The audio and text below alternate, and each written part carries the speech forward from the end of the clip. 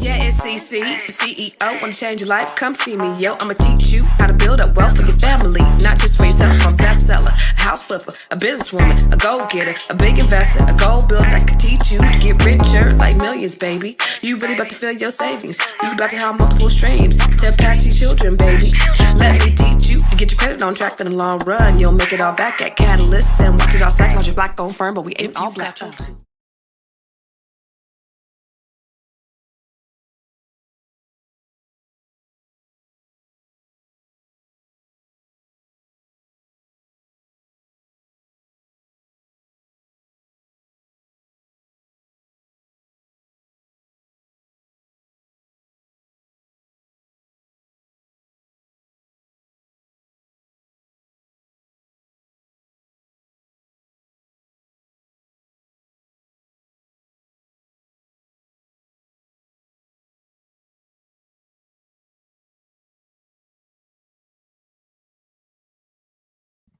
Oh my God. It looks like I was mute. Thank you, Chris. I was just talking my behind off. I was saying it's your girl, Constance Carter, family, and I'm so excited to be here with you tonight. And thank you again for saying that, Chris. As we get started, as you guys are coming in tonight, I want you to put in the comments box where you're watching from. I know we have people that are from all over the world. If you're from North Carolina, South Carolina, if you're from New York, if you're from Europe, we got people watching from South Africa. We have people watching from Australia. Wherever you're from, if you're from the South Side of Chicago, if you are from California, make sure you put it in the comments box. And as always, as every night that we come on here, this is a dialogue and not a monologue. And I'm so excited because we have a really special guest tonight. And I want to make sure that you know that you can interact and engage because we have somebody that's going to be here that's going to be talking about some really, really cool and exciting stuff. But before we even get to that, I want to make sure that you are subscribing to the Fly Nubian Queen channel on YouTube and on Facebook, Fly Nubian Queen. Make sure that if you're on Facebook, I want you to go over there to YouTube, and I want you to subscribe to Fly Nubian Queen on YouTube and Nobody Works Harder Than Constance Carter.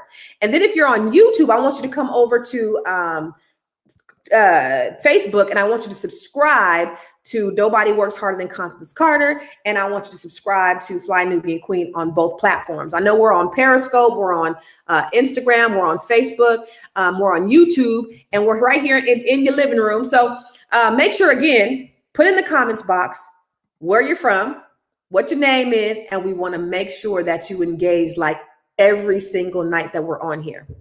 So, guys, what's been going on in the headlines?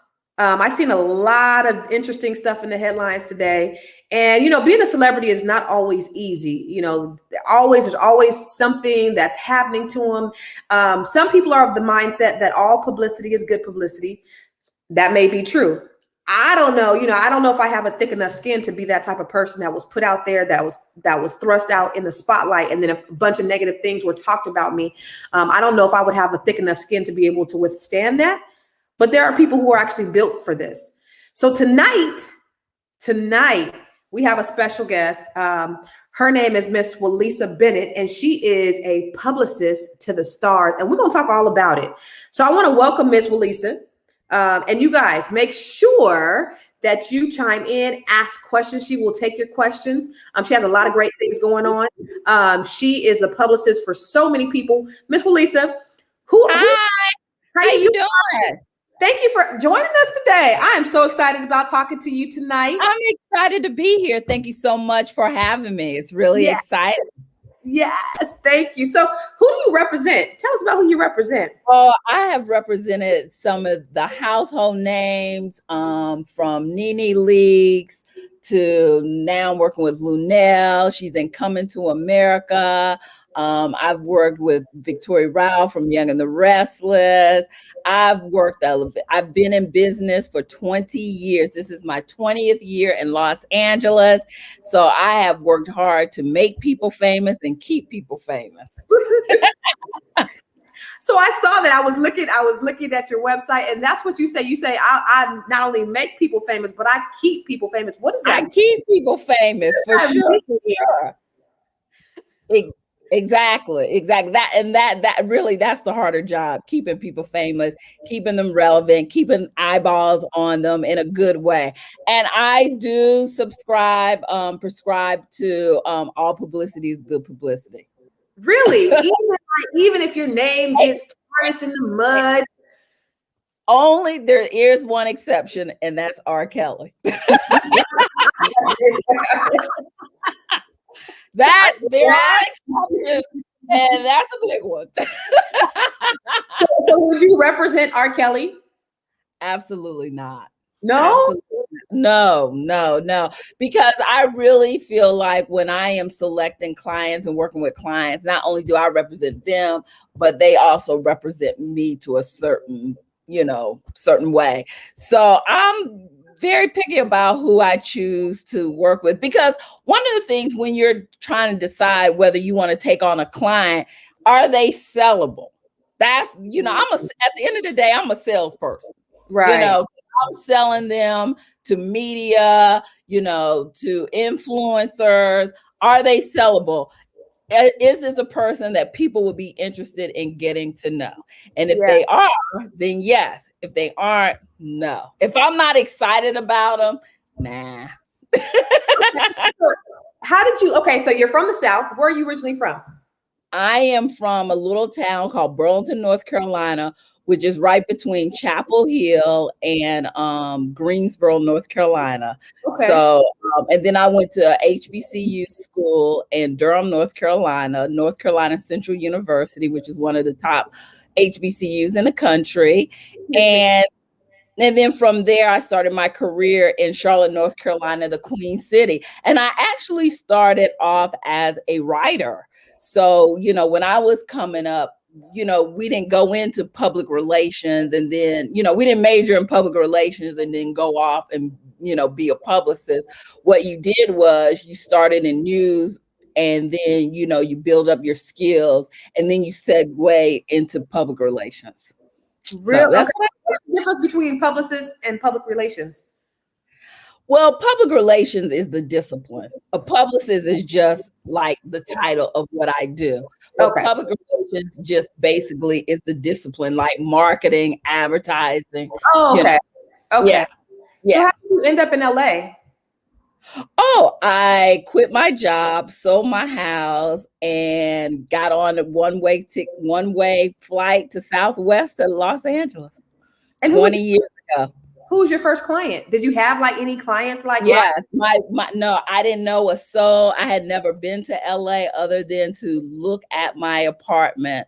And it's so funny because I think about it, because it really, there was internet, but not like it is now. Right. And I remember FedExing my first little rent check, to my place and crossing my fingers like, I hope this place is good.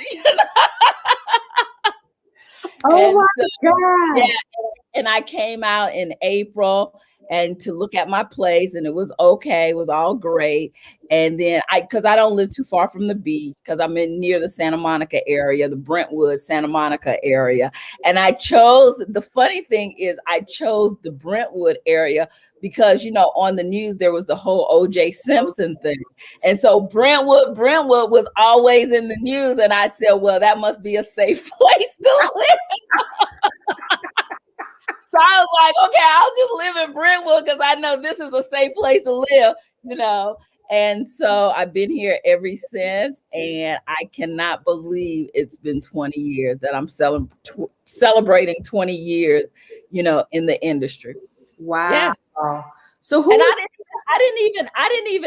was so naive when I came out because I didn't even know Los Angeles was the entertainment capital.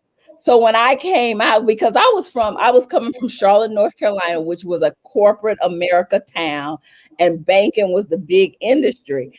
And I made the decision to come out west purely just as a personal decision to lead a more creative lifestyle. I didn't want to wear stockings anymore. I didn't want to wear a suit anymore. I just wanted to lead a more creative lifestyle. Then I get out here and it's like, oh, the entertainment industry. Oh, this is kind of cool. And then, when I told people what I did, I was saying, oh, I do public relations. they were saying, "Oh, you're a publicist?" I was like, "Huh? Oh, okay, yeah, I'm a publicist." Like, it's so crazy how I got into the industry, because when people ask me, how did I get into the industry? It is purely, favor ain't fair. Industry. How did that happen? Favor, listen, I definitely contribute me being in the industry to pure favor. God definitely ordered my steps. If you're a spiritual person, definitely God ordered my steps. And because it's just so, it's like literally I was Alice in Wonderland, and literally I just fell down a hole, and it was like entertainment, and people were just like, "Oh, can you do this? Can you do that? Can you do this? Can you do that?" And I was like, okay, so it's purely, I mean, the way I got into the industry is purely, so you just wouldn't believe, it's so accidental. It's almost as if the door was open and I just walked in. Wow. And people tell me that it's very hard to get into the industry. See, I don't know that, but people say, "Oh my God, how did you get in the industry? It's so hard to get in the industry." But that wasn't the case with me. I kind of just fell into it. And it's like the mob, once you're in, you can't get out. Who was your first client? So my first client is Victoria Rowell, and Victoria is known as Drusilla on The Young and the Restless. Yep. And so this is the story. So the BET Awards, I think this was like maybe in their third year, they had brought it from Vegas to Los Angeles. And I had, that was my first red carpet, and it was a huge, huge, huge red carpet. And I remember, I don't know if you guys remember Free from, BET. I think they were 106 apart. I will never forget this. This is so embarrassing. But, they would pick on me because like I was a publicist on BET, but I didn't really watch BET. So I didn't know like any of the personalities. Not only that, I really didn't listen to commercial radio. So I really didn't know all the hot songs. So they would always joke with me like, "Lisa, you need to tip sheet for yourself." You know what I'm saying? And I would just laugh. And so the first person that I ever walked down the red carpet was Free from BET. And I had not a clue who she was. And so people are, I'm like screaming for her. And I'm just like, "Free, everybody." And everybody's like, "Ah!" I mean, losing their freaking mind. And I'm like, "Oh my God, who is this person?" And, she had her hair, makeup person walking down the red carpet with her. And every 5 minutes they would touch her up. And this is on the red carpet. And I'm like, and this is my first time. And I'm like, what in the world, But it was really, really exciting. And so I was with her maybe for about 45 minutes, then came back to my post. And they hollered out, "Victoria Rowell is coming up next." Now, not only was I a huge soap opera fan, but I was like fanatical when it came to Victoria Rowell and her character Drusilla on The Young and the Restless. Like I had, I would read back in North Carolina, I would read the soap, trades, me and my parents and family and friends, we would always be talking about the soap, blah, blah, blah. I knew Victoria literally like the back of my hand. So I screamed, I'll do it. And she came out the car and she was beautiful. And I just said, "Oh my God." And I walked her down the red carpet. They were asking me questions. I was like literally acting like her personal publicist. I really knew who she was engaged. This is Victoria Rowell. She has these many NAACP Image Awards. Her storyline is blah, blah, blah. I was prepping the press and everything. And she was so impressed that after I walked her down the red carpet, she gave me her card and told me how impressed she was. And she asked, me to call her, and that she wanted to set up a meeting for me to meet with her.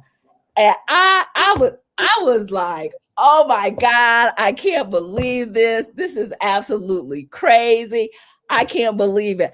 And I'll never forget, she called me from France because she told me, she says, I'm going to France, but when I come back from France, I would love for us to meet. And I'll never forget. And I still had like an answering machine. And so she, I am so dating myself. She called me up and was like, hey, Wyllisa, this is Victoria Rowell. I just want to say I really enjoyed meeting you. And when I come back home, I would love for us to set up a meeting, blah, blah, blah, blah. She left this message on my, voicemail. I literally played that voicemail for everybody in my family. Like, that was like, you guys are not going to believe this, blah, blah, blah. I mean, and you know what? The funny thing, 20 years later, I'm still like that today. I get just excited about being talented and all starstruck and everything because, it's exciting, it's fun, especially if there's people that, you have followed their career. And, I'm from a small town in North Carolina. So to meet people that you grow up watching, like I'll never forget the first time I met Sheryl Lee Ralph, and she Sheryl Lee Ralph is just a huge inspiration anyway. Like she puts the WOMEN. She is the woman. I love her so much. And but I remember, when I was about 15 or 18 and the Dream Girls were on Broadway. And I couldn't get to Broadway, but I would read about her and everything. So coming out here and then to meet her, I was just like, oh my God, I can't believe it. And I'm still like that today. I really am. It doesn't get old for you. It doesn't. The minute it gets old, that's when I need to be doing something else. Seriously. Yeah. The minute I be like, oh, that's Michael Jordan. Hey, Mike. Then it's time for me to just do something else. Like if I'm not excited, Now I probably won't be excited about R. Kelly, but like I said, there are exceptions. So with that being said, though, you help people. You get them out of trouble when they're. You talk. You said now all publicity is good publicity. Do you help people get out of their messes? Yes. There was a time when reality was really, really, really hot. And I was part of that first wave of working with reality stars. So I worked with tons of basketball wives and housewives and blah, blah, blah. And they were always getting in trouble, always saying something.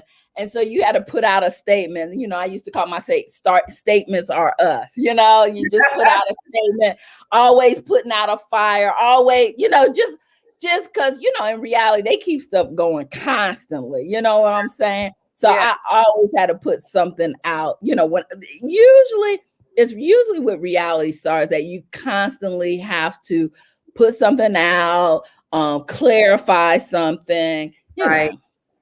Because they messy. What was the biggest mess that you've had to deal with?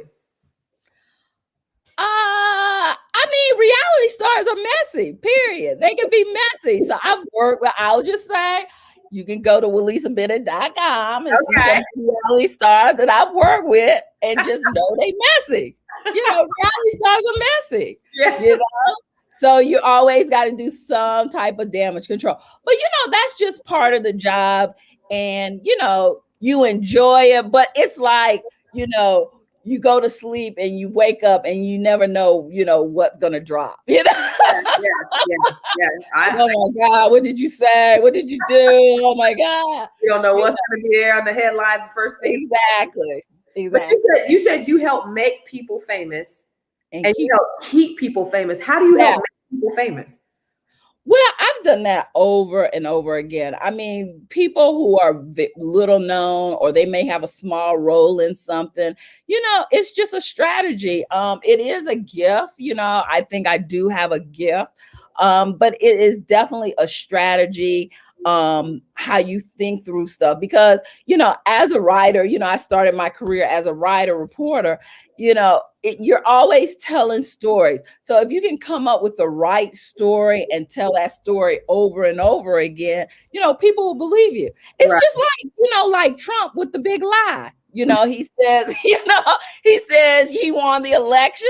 You know, you say stuff over and over again, there will be people to believe you. That is true. And then how do you help keep them famous?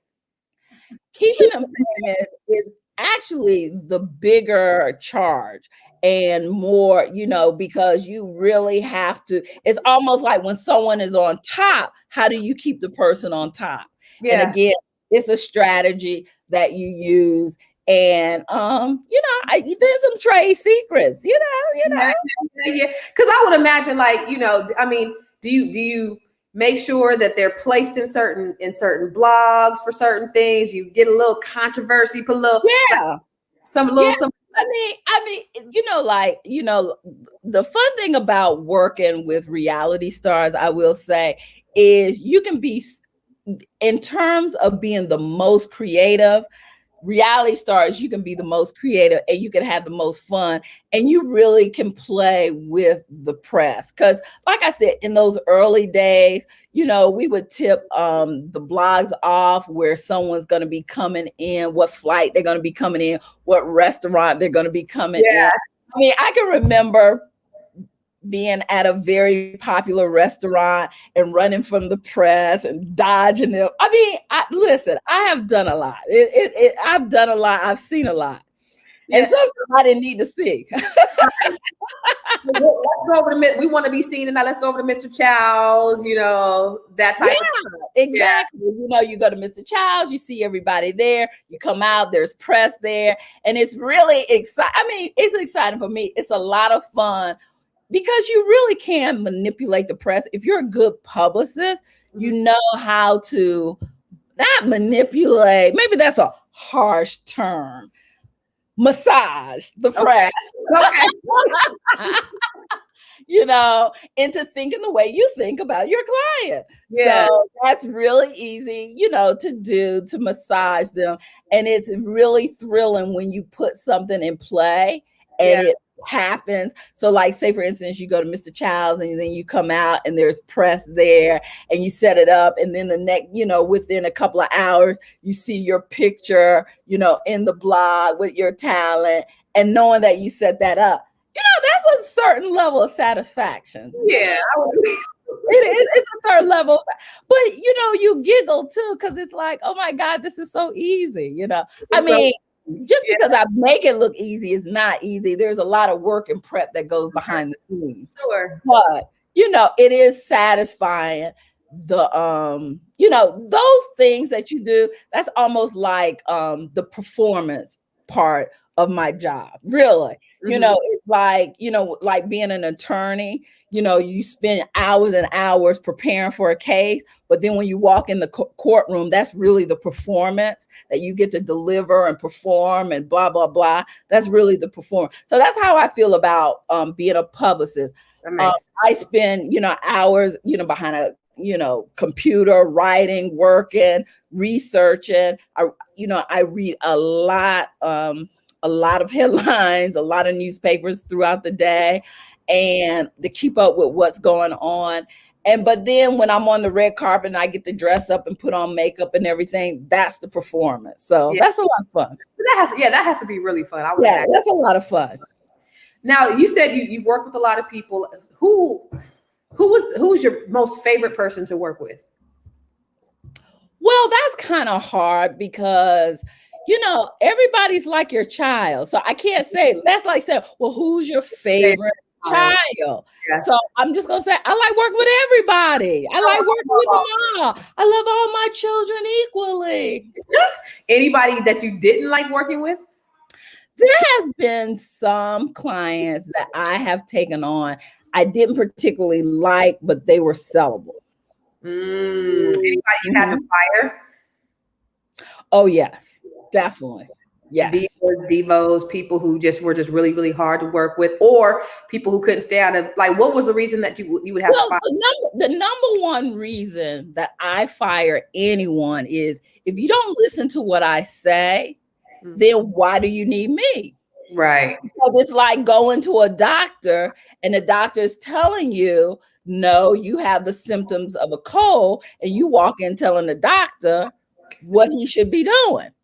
Well, if you know all this, maybe you want to do the operation too. Yeah. So the number one reason that I fire clients is because they don't listen. And it just makes your job harder. Trust me. If you have a client that just doesn't listen, it makes your job hard. Or you can be one of those publicists, just a yes man, and say, okay, I'll do whatever the client asks, people are different.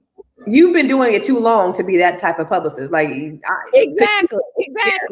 Yeah. There are times when I started off, like anything, when you start off, I'm learning the craft and the trade of being a celebrity publicist. And so there were times that I had clients that they would tell me exactly what they wanted. I just did exactly what they wanted.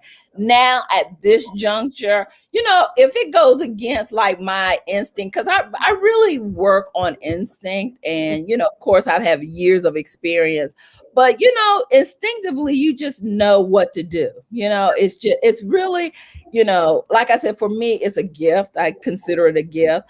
But instinctively, when I take someone on, I know exactly what I need to do. It's not like I have to oh my God, what should I do? How should I do this? No, I'm kind of past that point. You don't have to do that. No.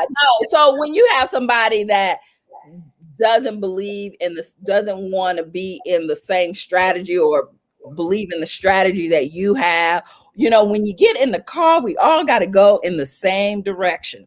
Right. Now, if we're going in a different direction, if you're debating about how we need to get there, then I need to get out the car.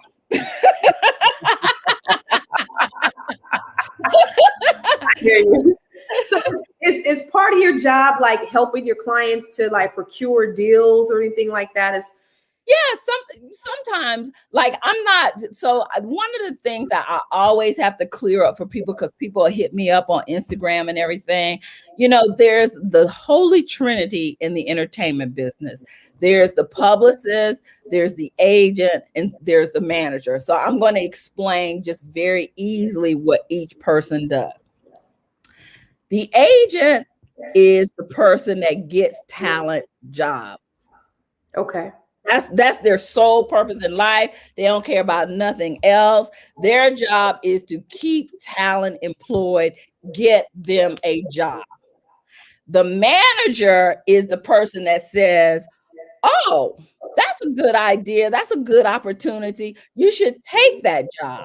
A manager's job is to manage the talent, look at their career from the long haul and say, does this fit into what we want to do down the road? Is this a good step in the right direction in building your career? That's what a manager does. A manager sometimes will also look at opportunities and say, I have an opportunity for talent. But most overall, a manager's job is to manage the talent. They're the babysitters of the three trinity. They're the biggest babysitter of them all. Okay. And job is just to say, yeah, you should take that job. And then the publicist's job is to, oh, you got that job. Let me promote that job so people will know about this job. So that is the holy trinity of agent, publicist, manager in the entertainment business. And people get them very, very confused all the time. There are opportunities as a publicist that I will get various opportunities, speaking engagements and all that stuff for talent, that I'll look over deals and everything. But really, that's not my job. So I try to stay in my lane. That makes sense. A lot of people don't know that's what the Holy Trinity is. A lot of people know. People do not. Like there's an overlap, but there's really not an overlap. You guys know what the defined roles are, but us as civilians, we don't know. Exactly.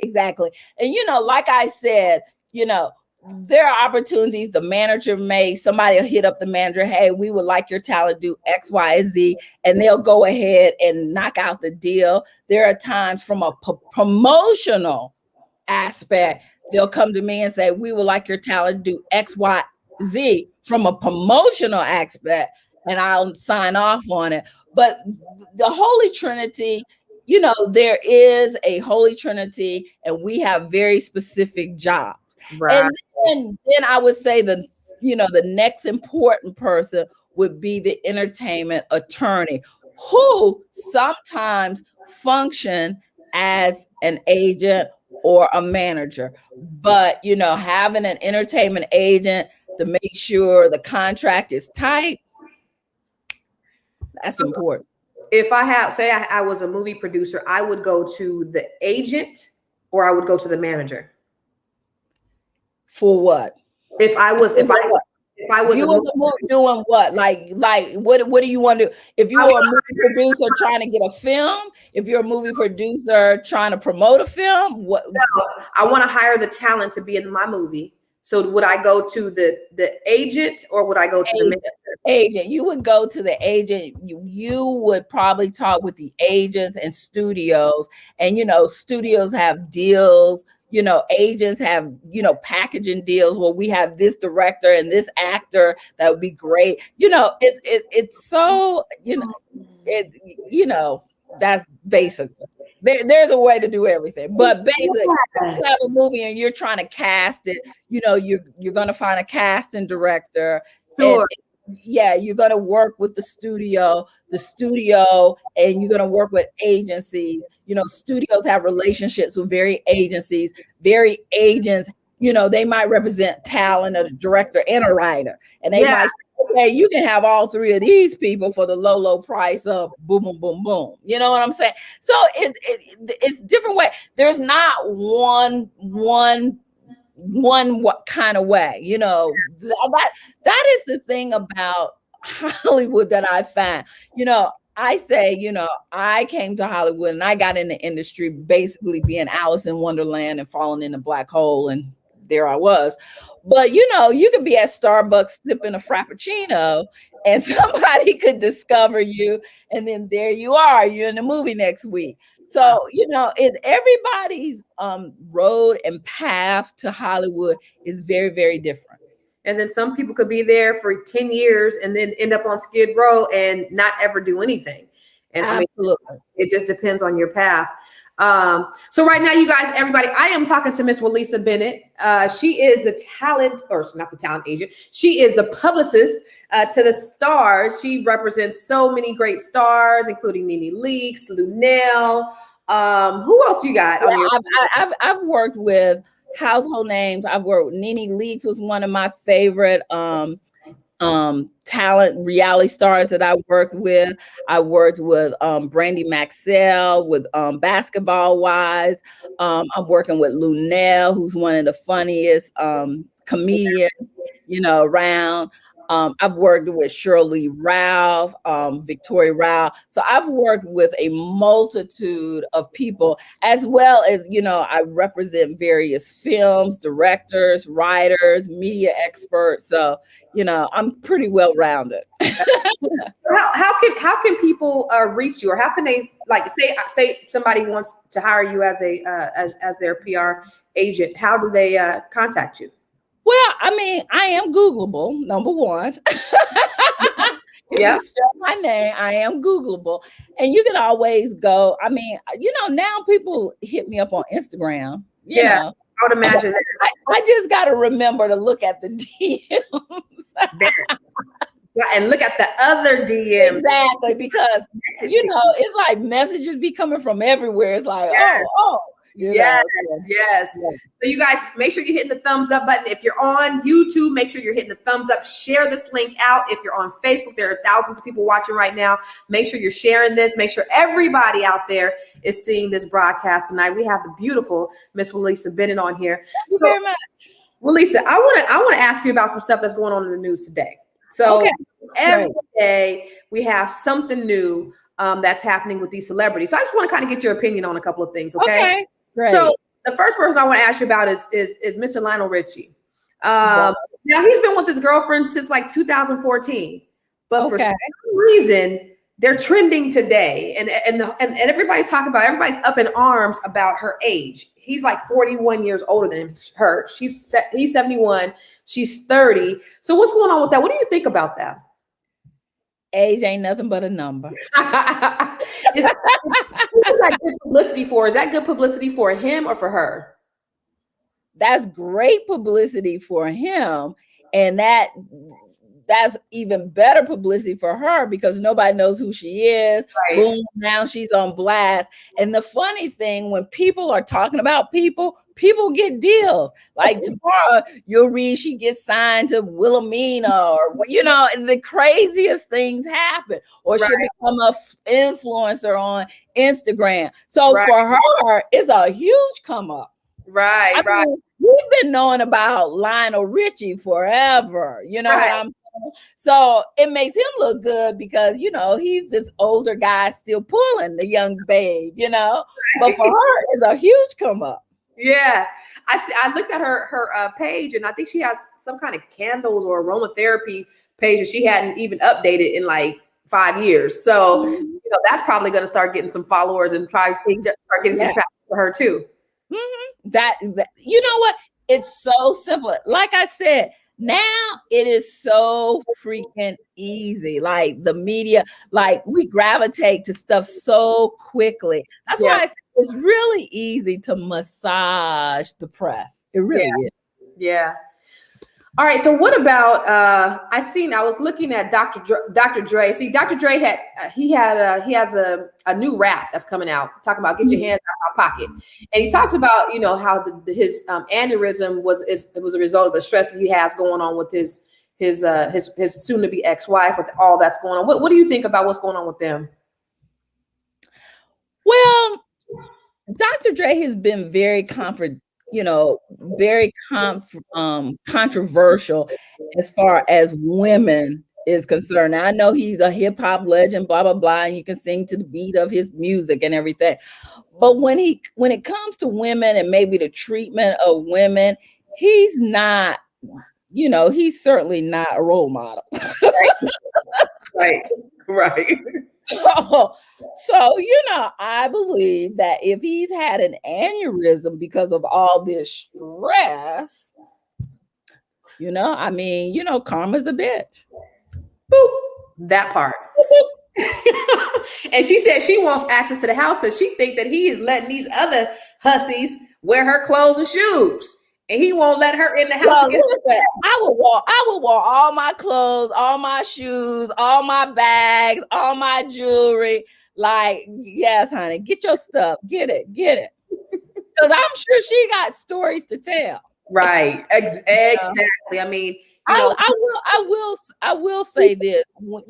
A woman who is behind a very powerful man, they give a lot of themselves to play that position. Now, I'm not that type of woman. I've always wanted to be, just my own woman.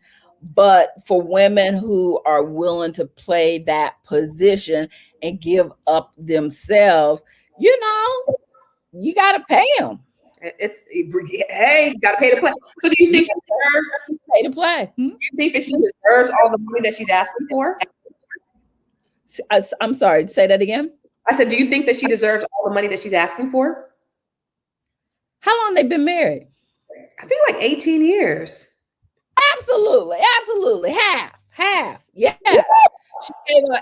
She gave up 18 years of her life. Now, I know some people are going to say she hadn't sung one note, but she was there. And trust me, to hear him, when he pillow talking, when he wasn't confident by himself, what do you think about this lyric?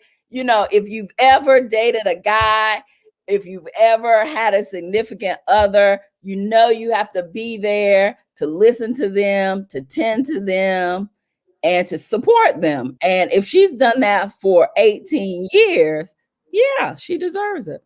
So do you think she should get half even though that there was a prenup in place? Well, I mean, I'm probably that prenup was for, if we get divorced by year 5. But when you've been with someone 18 years, that's a big chunk of your life. Yeah. I mean, do I think, first of all, I hope she was smart when she, signed the prenup that if we last this long, I get this much. If we last this long, I get that much. Maybe it was one of those type of prenups. But, 18 years is a long time to be with somebody and support somebody and be a part of their success. It is. And I remember she said, oh, he tore up the prenup. That don't have nothing to do with it. I mean, I'm tearing up my copy of the prenup, but he has another copy stashed somewhere. So I hope she was smart enough to know or have some type of clause in there that said, just like you said, hey, if we're together this long, this is what you get. This is what you get. But yeah, I'm a big advocate in women definitely minding their business, one of the things for me when I was building my career, I never wanted to be on someone's arm. I always wanted to create my own space, my own name that I could walk through the door with on my own, name, Yeah. So that was just important to me, but everybody's different. There are people out there dressing all scanning class so they can be somebody's basketball wife, blah, blah, blah, blah, blah. Everybody's different. I'm just saying that for me, it was just really important that when I walk in the room, I could walk in the room and be my own person. Yeah. With the hair and all, grace and all that beautiful crown on you, sis. Thank you. Thank you. Yes. And it is real, by the way. People ask me if my hair is fake, but it is real. You ever get people trying to touch your hair? Yes, I get that quite often. I get that. And I don't mind people touching if they ask me, but if you come up and just try to pet my hair, I'm going to do the whoa.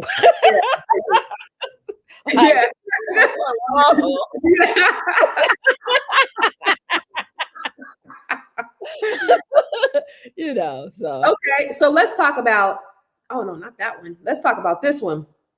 So are they really getting a divorce? And what do you think about that? Girl, we don't have enough time on this show to talk about Kim and Kanye. Listen. Listen, you don't even want to get me started on Kim and Kanye. I want to get you started. Yes. Speak on it. Okay, this is, you know what? Oh, and I'm sure other people feel this way. This is what I have a problem with. Okay. The Kardashians. This is my problem. Now, in terms of empowerment and being about their business, hats off to their mother, because they know how to sign a business deal. They know how to make deals. What bothers me though about Kanye hooking up with Kim? Speak on it, sis.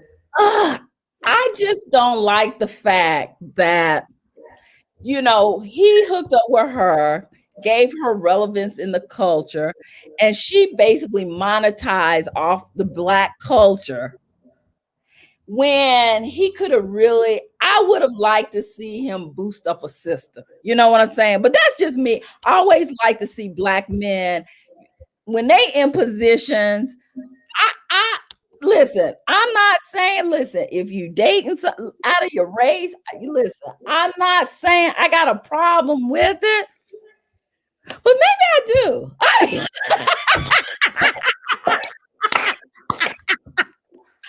No, I mean, I'm just saying that I wish our Black men, when they are in positions of power, that they will lift up their sisters.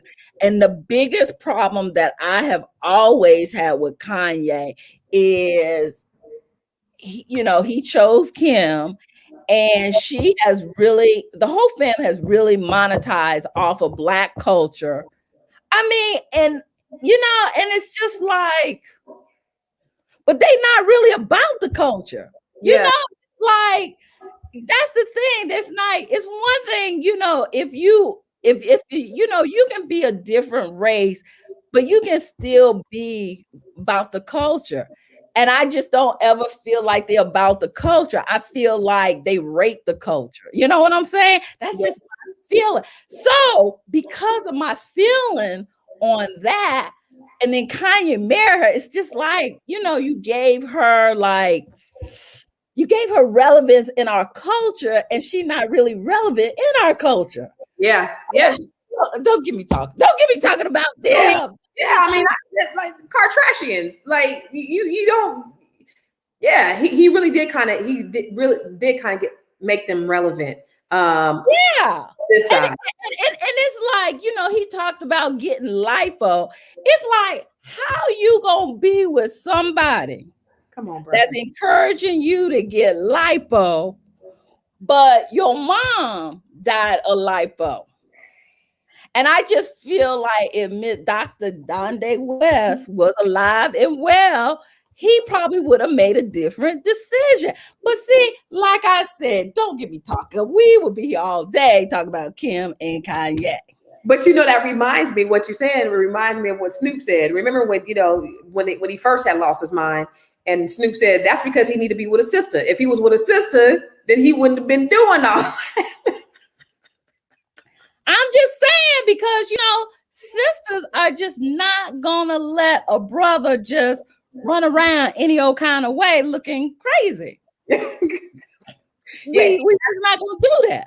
He has been looking crazy. So they're saying it's $1 billion divorce. I don't know. I mean, do you think they have a prenup? Well, they equally have a lot of money. I mean, if you got $1 billion, she got $1 billion. Like, in that case, I would be like, you keep your $1 billion. Let me have my $1 billion. I just need this house. You can have that. I mean, what are you fighting over? Yeah, it's just like, so it's like, them rich people problem. Exactly. Rich people problem. Exactly. You know what I'm saying? I'm more concerned ourselves with. Let me tell you. I'm more concerned if you go back, like one of my favorite albums is, the Dark and Twisty album that Kanye did. When you go back and just listen to some of his old music, like you just forget, at least for me, I just forget, like, yeah, that man was talented. And then he got in that whole reality bullshit, with the Kardashians, and we forget how talented he is. Yeah.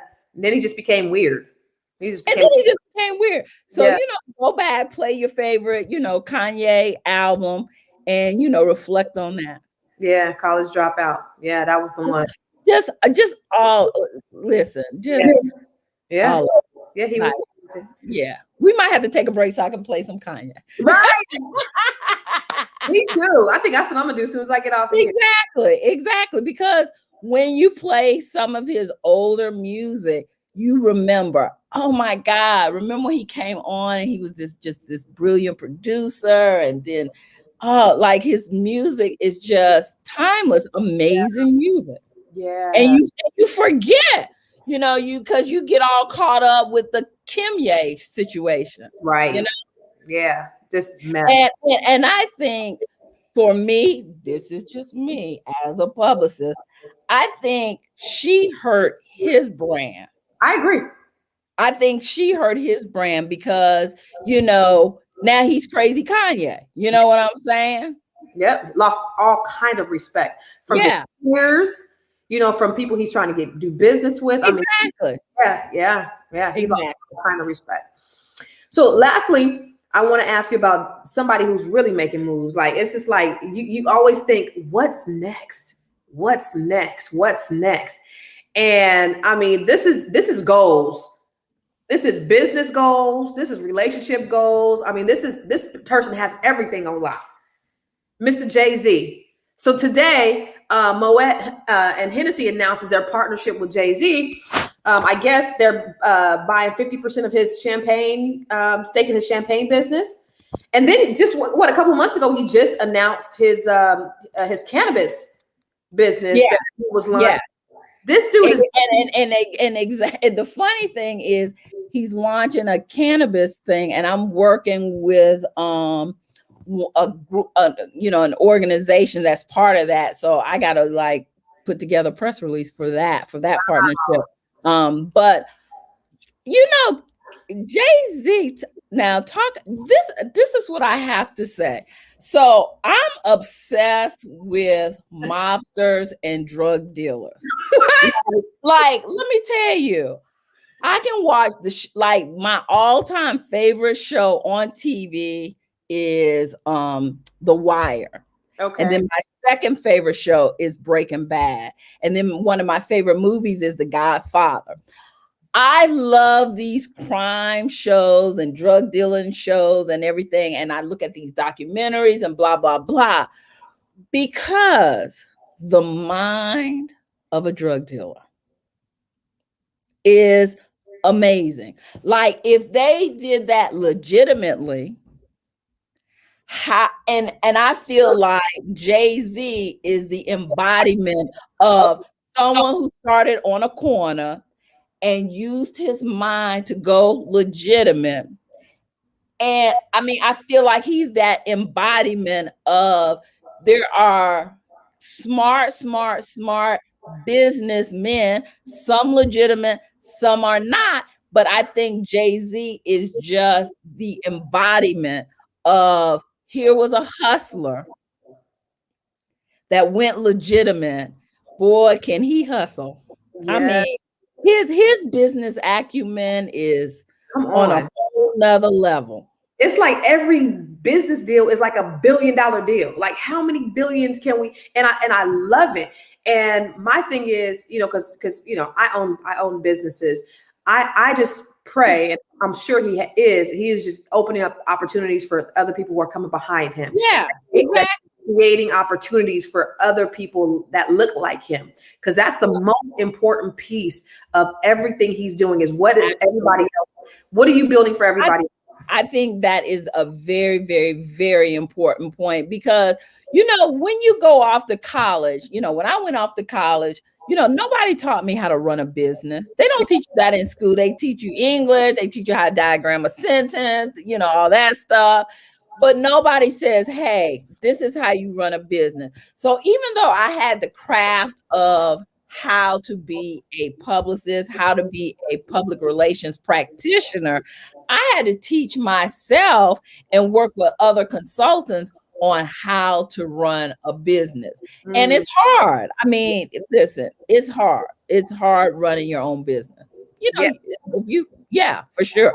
But it's most rewarding, you know, for sure. It is. And you know, I think for me, Lisa, the most rewarding piece is being able, because I own the largest African-American owned real estate firm in California. Mm-hmm.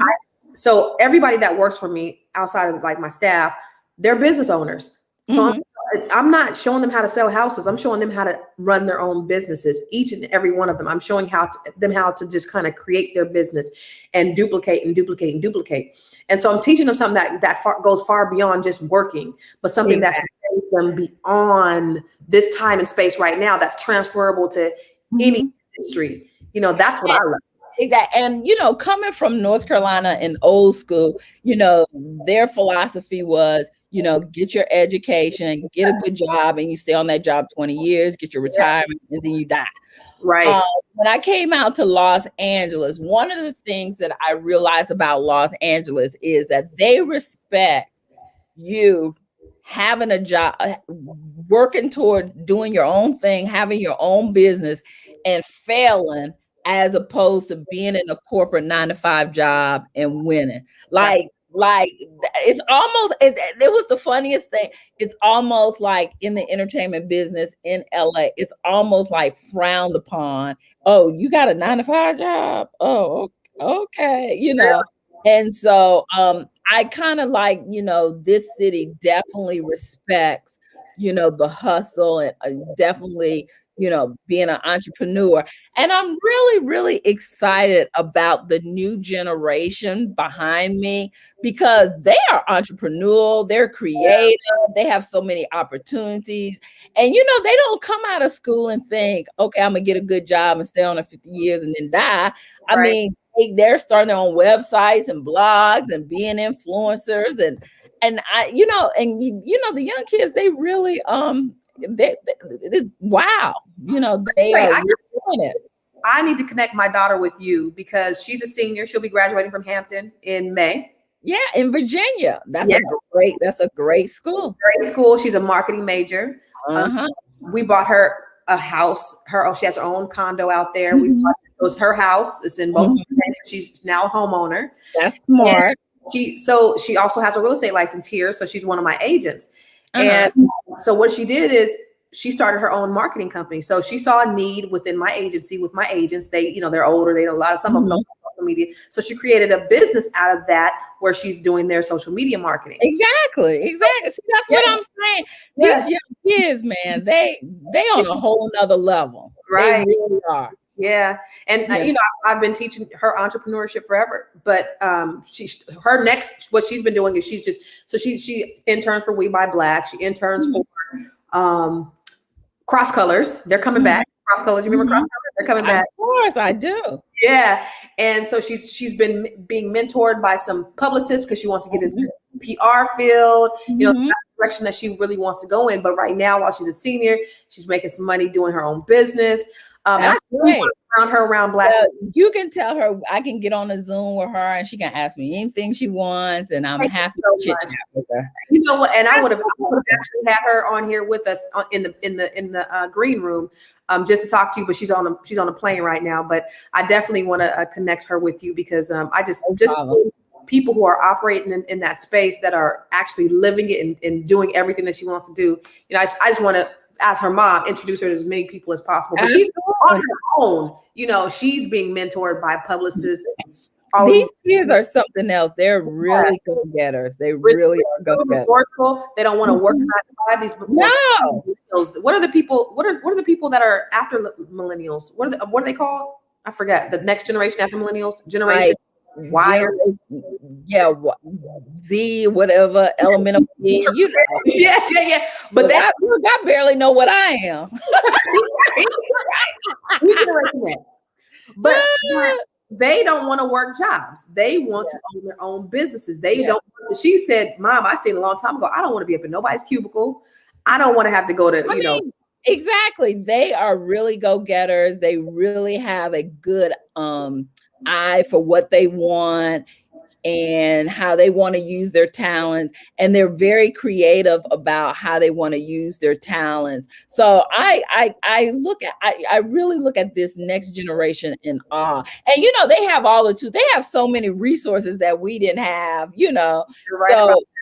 So there, thank you. Someone said we're Generation X. Thank you, Yolanda. Appreciate that. But one of the things, it's so true that you said that. I interviewed Michael V. Roberts, who's a billionaire, one of the few Black billionaires. And one of the things he said to me that was so true, so poignant, he said, we have more technology in the palm of our hands with our phones than they had when they placed the man on the moon. Yes. We have so many opportunities right now. And my big thing, like I did a TED Talk, it's about closing the wealth gap. My big thing is, how do we close the wealth gap? Because there was an article in Forbes that said by the year 2053, Black wealth, which is now only 17,000, our median wealth would be 0. It's declining and it's going to be a 0 by the year 2053. I don't believe that that's true, because I believe that with the technology and the internet, that has given us a huge platform to be able to close that, to be able to create our own, to be able to do the things that we've never been able to do and not have to depend on anybody else. So I'm so excited about that. No, I agree with everything you're saying. And I think, we have to press hard for Black wealth, but we can't ignore the systematic racism that has affected, African-American people. And you don't think about it until with the Black Lives Matter movement really came into play. And, that systematic racism has dealt a blow to generational Black wealth. Absolutely. So we have to push on and push ahead. This weekend I was watching on Netflix called Men, hosted by Will Smith, which talks about the 14th Amendment, and it really gives you a really nice history lesson on the amendment, slavery, what it was to be a citizen, how laws were put in place so Black people couldn't vote during Reconstruction, when Right. Black people were thriving after slavery, how laws were put in place to stop that. So, there has been systematic racism that has tried to put a stop to all the different types of successes that Black people have. I mean, look, we all celebrating, high-fiving because we got Obama, but then what came after Obama? Trump, that tried to tear everything down and really expose the racism that still exists in America. Now, and they say, progress is not a straight line, it's crooked, everything. So I just encourage everybody to vote, because that's the strike. If we want generational wealth, then we got to vote for legislators and politicians that believe in equal opportunity for Black, brown, Muslim, LGBT, whatever, that believes in equality for all. But I encourage everybody to go and check out on Netflix Men.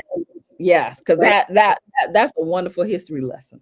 No, you're right. And I also think that as we also have to practice collective economics, we have to start working with each other. We have to start building our communities. And if we don't build our communities, then we're not going to get anywhere. We do need to vote. We do need to have elected officials.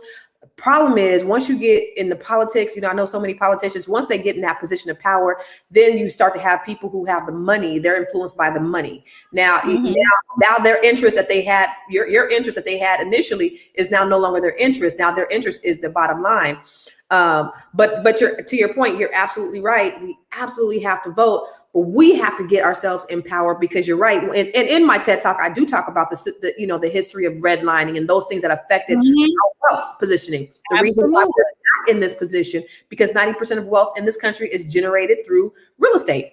And if we were partaking in the real estate game, then we can't help, build wealth right now. But we have those opportunities. So now, and they are talking about reparations. They revisit that discussion about reparations.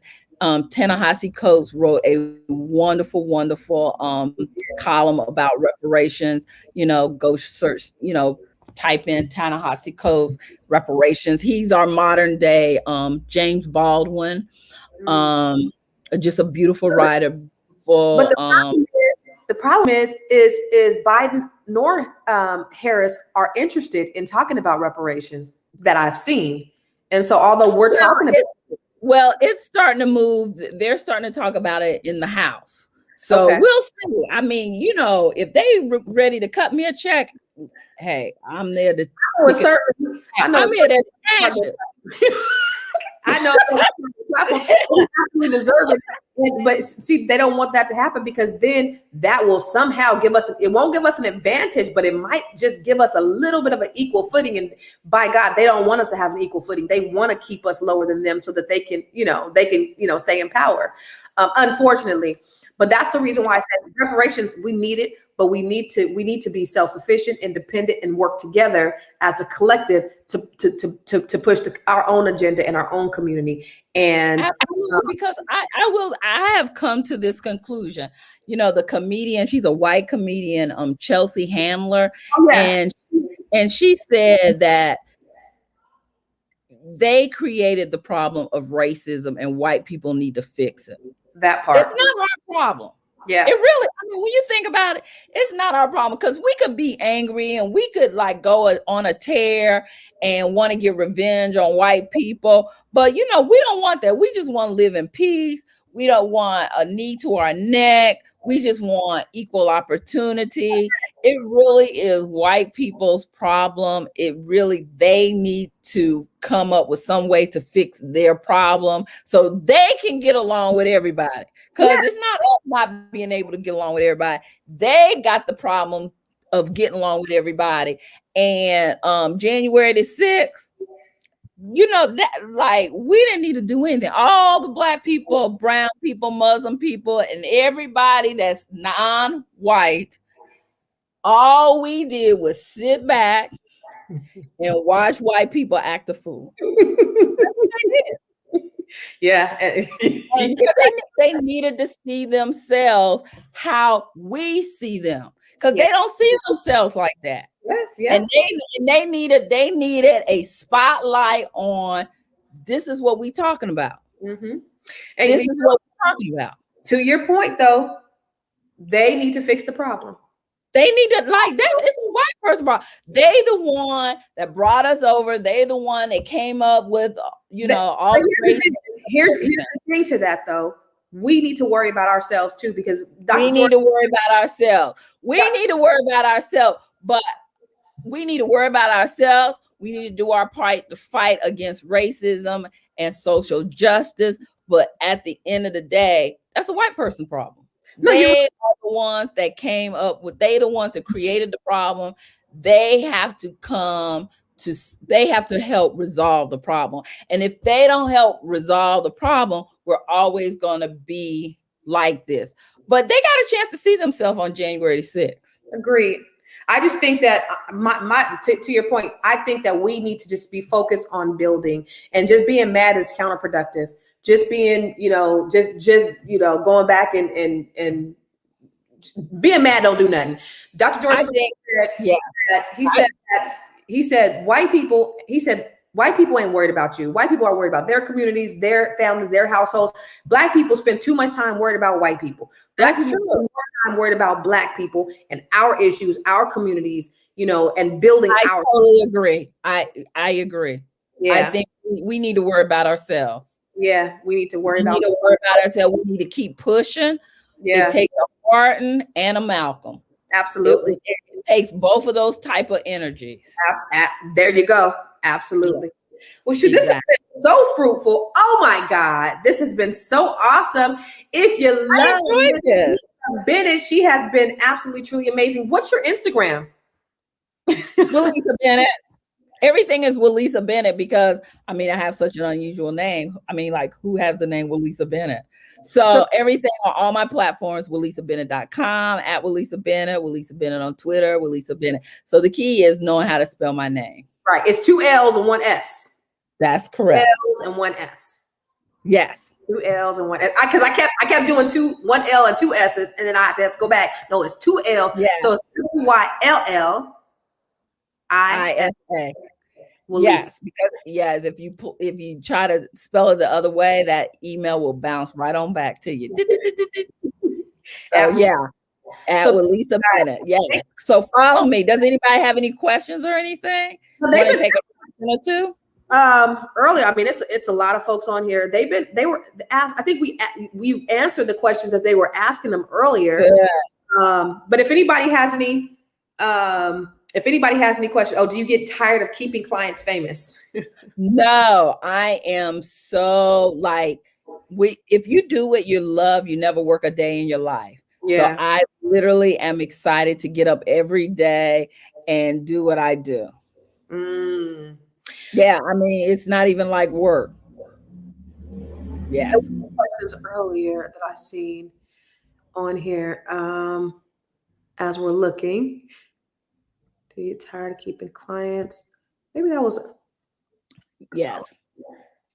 I think that's it. I don't think we have any other questions, but I think you did such an amazing job, and you covered so many genres. Let me ask you this last question: what legacy would you like to leave? I would like to leave a legacy of being a strong Black woman. Well, you already are. So yep, that's the legacy I would like to leave. That when people say Wyllisa Bennett, they would be like, she was a strong Black woman. That's beautiful. Yeah.